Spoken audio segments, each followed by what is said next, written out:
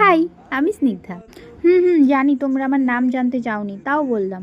দেখো, মনে অনেক আশা নিয়ে বেরোলাম আজকে যে আমার ঘোরার পার্টনারটা যেহেতু বাড়িতেই আছে একটু ঘুরে আসি।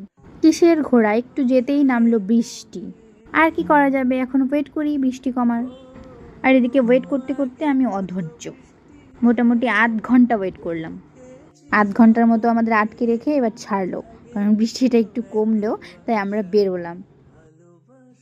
আর এবার তোমাদের একটা মজার গল্প বলি, শোনো। আমরা যেতে যেতে প্রচণ্ড জোরে আবার বৃষ্টি আসে, তো বৃষ্টি আসাতে আমরা বড় বাজারে একটা রেস্টুরেন্টে গিয়ে ঢুকি। আর ঢুকতেই সঙ্গে সঙ্গে ওরা আমাকে মেনু কার্ড ধরিয়ে দেয়। ধরিয়ে দিয়ে বলছে কী খাবেন বলুন।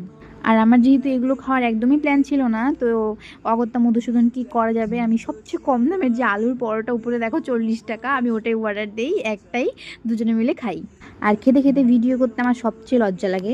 মানুষ কি ভাববে যে জীবনে খাই না, তাই আমি টেবিলের নিচে ফোন নিয়ে ভিডিও করছি। এবার আমাদের ফাও খাওয়া কমপ্লিট। আর এখন বৃষ্টিও মোটামুটি একদম ক্লিয়ার হয়ে গেছে। এবার আমাদের একটু কাজ আছে, কাজটা শেষ করে তারপর আমরা বাড়ি যাব। আমার অনেক খাওয়া খাওয়া হয়ে গেছে, আর আমাকে তো ইচ্ছে করছে না আমার। আর এই ফুলটা দেখো কি সুন্দর, কাঠগোলাপ যে বলে, ওই কাঠগোলাপ ফুলটা এটা।